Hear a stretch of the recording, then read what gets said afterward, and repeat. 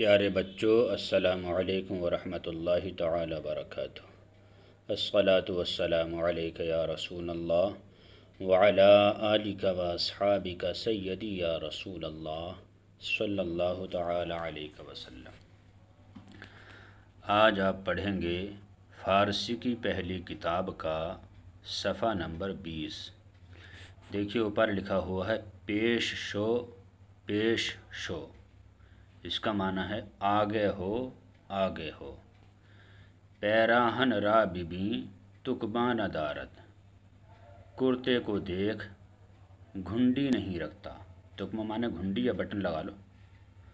کرتے کو دیکھ بٹن نہیں ہے، خیاط را بدہ کہ رفو کند، درجی کو دے کہ وہ رفو کر دے۔ رفو معنی آتا سلائی، ٹھیک۔ چاکر را بگو اسب عربی را زین کند، نوکر کو کہہ عربی گھوڑے کو زین کس دے۔ زین جو گھوڑے کے اوپر کرسی ہوتی ہے اسے زین کہتے ہیں، جس میں انسان بیٹھتا ہے۔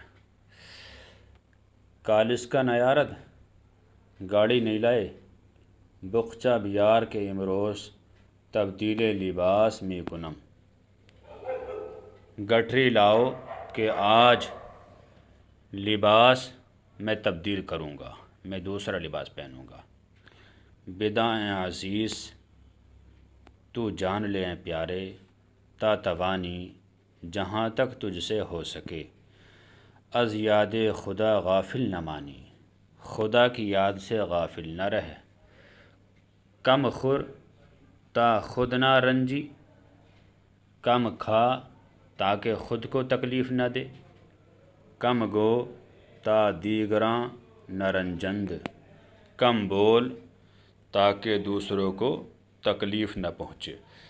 یہ ہے مختلف مصدروں کے نہیں حاضر اور ان سے فقرے۔ مخاں مت پڑھ،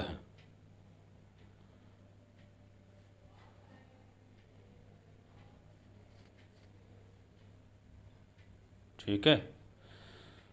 مدح مت دے، مگو مت کہہ، مکن مت کر، مرو مت جا، مدار مت رکھ، مباش مت ہو۔ غلط مخاں غلط مت پڑھ، دل تنگ مدار دل کو تنگ مت رکھ۔ آنچے ندانی مگو، جو کچھ تو نہیں جانتا مت کہہ۔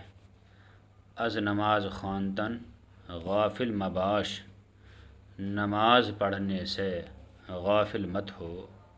ای کتاب را از دست مدہ، اس کتاب کو ہاتھ سے مت دے، یعنی اس کتاب کو ہاتھ سے مت جانے دے، یعنی کھو مت دینا اسے۔ بمجلس بداں مرو، بروں کی مجلس میں مت جا۔ کتاب خود را خراب مکن، اپنی کتاب کو خراب مت کر۔ زبان فارسی خیل دشوار است لیکن شیریں است۔ فارسی زبان بہت مشکل ہے لیکن بہت میٹھی ہے۔ شرم مکن، شرم مت کر، ہرچہ بتوانی جہاں تک تجھ سے ہو سکے، یا جو کچھ تجھ سے ہو سکے۔ بے پارسی حرف بیزن، فارسی زبان میں بول۔ ہمیں طور مشق می شود، اسی طریقے سے مشق ہو جاتی ہے۔ بدگو مباش، برا کہنے والا مت ہو۔ یہ آپ کا صفحہ نمبر 20 کا سبق مکمل ہوا۔ اللہ تعالیٰ سے دعا ہے کہ اللہ تعالیٰ مسلمانوں کو خوب علم دین سیکھنے کی توفیق عطا فرمائے۔ السلام علیکم ورحمۃ اللہ۔